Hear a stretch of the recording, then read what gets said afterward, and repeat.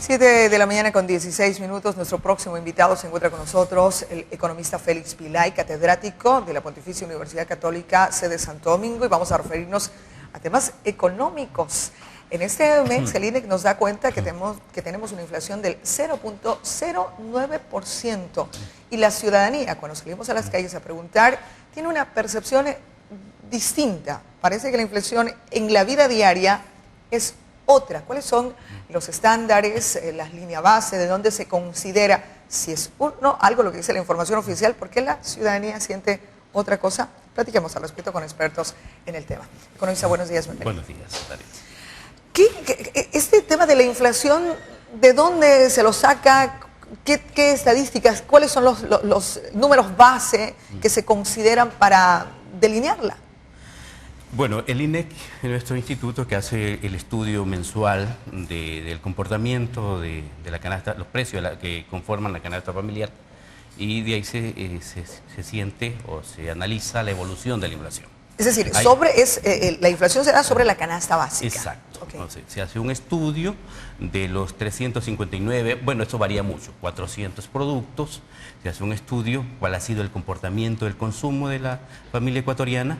Luego se establece el precio anterior con el precio actual, y luego se sabe si ha habido un crecimiento o no en determinado precio. Es decir, en relación al mes pasado, al mes de enero y al mes de febrero, yo puedo comprar en mi canasta básica 0.09% menos, ¿no es cierto? Pero en realidad, cuando la mamá vamos al mercado y sabemos que del mes pasado a este mes el precio del tomate se elevó, y cuando estoy comprando, no un 0.09% menos, sino bastante menos, entonces digo, ¿es verdad esa inflación?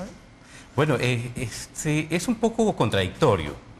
Mientras el INEC nos dice que bajó la inflación a 0.09, de 0.16 que fue en diciembre. Entonces, es contradictorio, decía, porque al mismo tiempo nos dicen que el precio de la canasta familiar subió. El precio de la canasta familiar, que estaba en 675, pasó a $701. Eso implica que hubo un crecimiento de la inflación. No se puede ver de otra manera. Entonces, esa información nosotros decimos, ¿será que le creo a esos números? Porque mi plata o el sueldo que yo recibo todos los meses ya no me alcanza igual. Sí, mira que ayer, por ejemplo, después de la entrevista, fui a dar una vuelta por el mercado a ver qué dice la gente. Y la gente decía, bueno, que venga el presidente a comprar, ¿no? Que venga al mercado para que vea cómo están los precios. Entonces, una cosa es lo que dice el INEC y otra cosa es lo que se siente en el mercado. Cuando tú vas al mercado, una familia, por ejemplo, va al mercado, ¿cuánto gasta en el mercado? Por ejemplo, si es una sola persona, gastaría aproximadamente $100 por cada visita al mercado. Eso implica que si tú vas 2 veces al mes, gastaría $200 solamente en productos para una persona.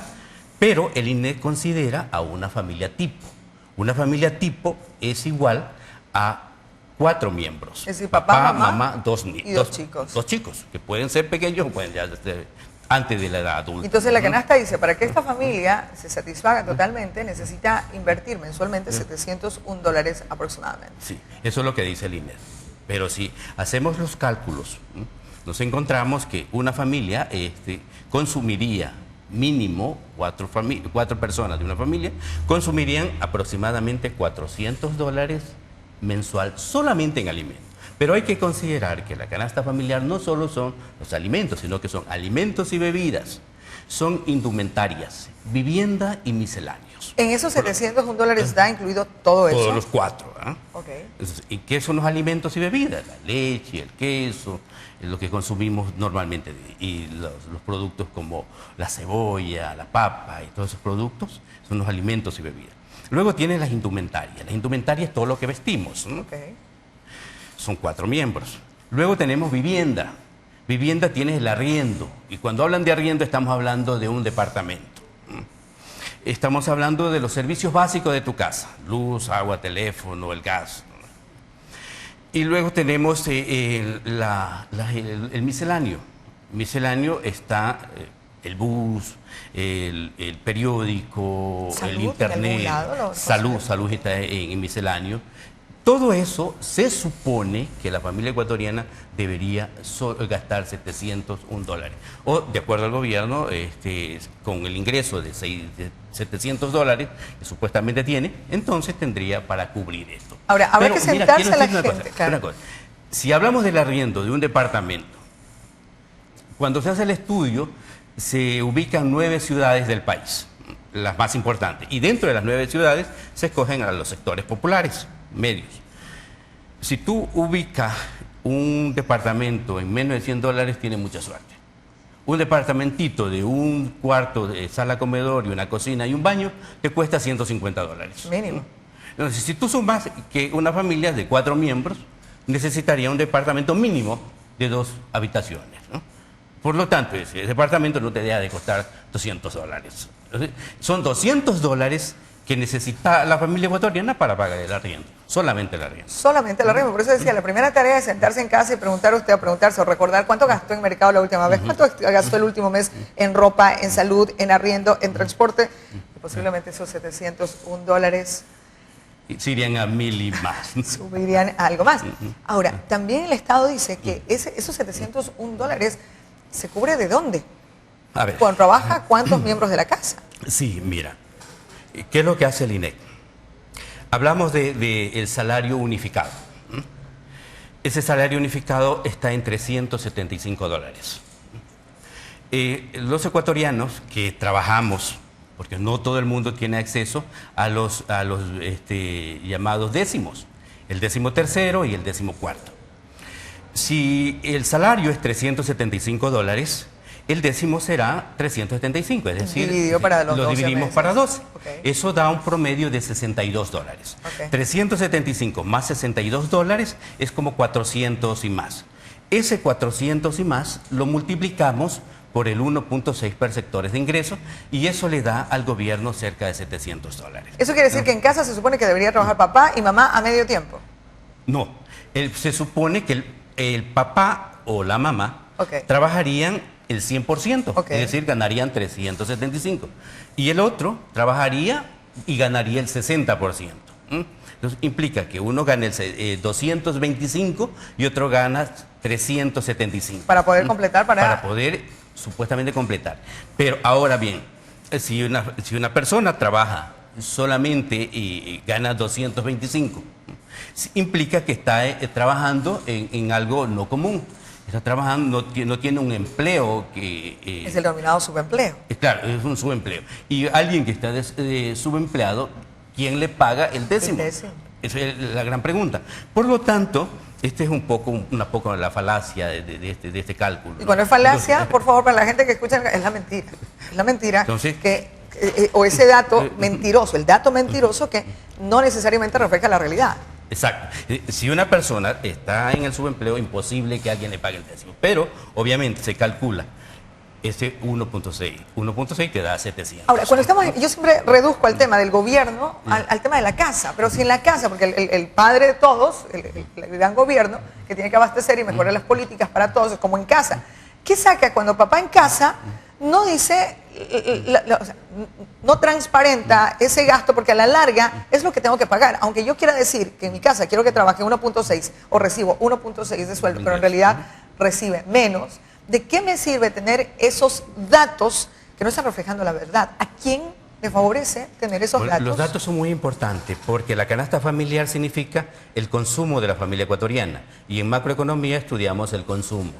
¿Qué significa? Que si el precio de la canasta familiar es $701, eso viene a ser la línea de pobreza.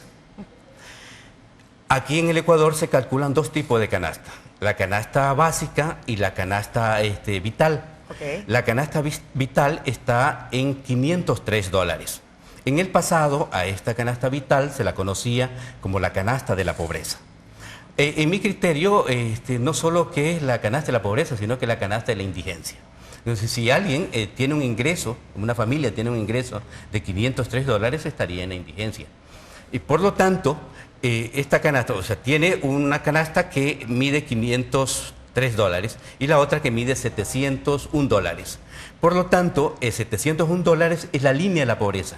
Las personas que reciben menos de esta línea están en la pobreza. Y los que reciben menos de 500 estarían en la indigencia. De allí la importancia. Los que están un poquito más arriba están entre la clase media tirando hacia abajo. Pero esos son los números. Si yo pongo que la canasta básica llegara a los $1000, eso quiere decir que quien esté por debajo de ese valor estaría en la pobreza y llegarían a ser más personas en un país. Exacto.